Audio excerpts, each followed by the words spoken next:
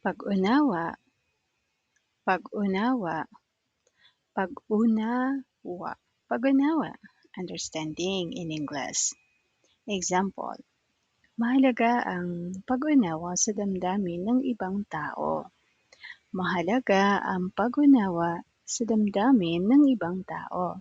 Mahalaga ang pag-unawa sa damdamin ng ibang tao. It is important to understand other people's feelings. Paggalang, paggalang, paggalang. Ipakita natin ang paggalang sa bawat isa. Ipakita natin ang paggalang sa bawat isa. Ipakita natin ang paggalang sa bawat isa. Let's show respect to one another. Pasensya, pasensya, pasensya. Ang pasensya ay nagpapakita ng emosyonal na katatagan. Ang pasensya ay nagpapakita ng emosyonal na katatagan. Ang pasensya ay nagpapakita ng emosyonal na katatagan. Patience shows emotional strength. Empatiya, empatiya, empatiya. In English, empathy.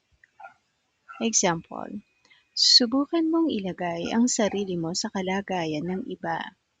Subukan mong ilagay ang sarili mo sa kalagayan ng iba. Subukan mong ilagay ang sarili mo sa kalagayan ng iba. Try putting yourself in someone else's situation. Pagpapatawad, pagpapatawad, pagpapatawad. Pagpapatawad in English, forgiveness. Example, ang pagpapatawad ay nagbibigay ng kapayapaan sa puso. Ang pagpapatawad ay nagbibigay ng kapayapaan sa puso. Ang pagpapatawad ay nagbibigay ng kapayapaan sa puso. In English, forgiveness brings peace to the heart. Kababaang loob, kababaang loob. Kababaang loob in English, humility. Example, ang kababaang loob ay tanda ng tunay na karunungan.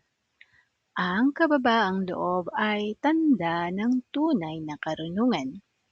Ang kababaang loob ay tanda ng tunay na karunungan. In English, humility is a sign of true wisdom. Pagpapahalaga, pagpapahalaga, pagpapahalaga. In English, appreciation. Example, matutong magpasalamat sa maliliit na bagay. Matutong magpasalamat sa maliliit na bagay. Matutong magpasalamat sa maliliit na bagay. In English, learn to appreciate the little things. Pagpipigil sa sarili. Pagpipigil sa sarili. Pagpipigil sa sarili, in English, self-control. Example, ang pagpipigil sa sarili ay mahalaga sa bawat sitwasyon. Ang pagpipigil sa sarili ay mahalaga sa bawat sitwasyon.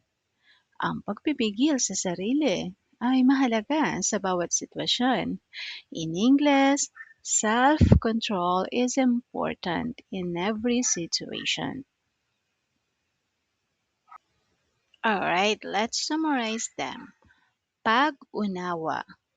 Pag-unawa, understanding. Pag-unawa, understanding. Paggalang. Paggalang, respect. Pasensya. Pasensya. Patience. Empatiya. Empatiya. Empathy. Pagpapatawad. Pagpapatawad.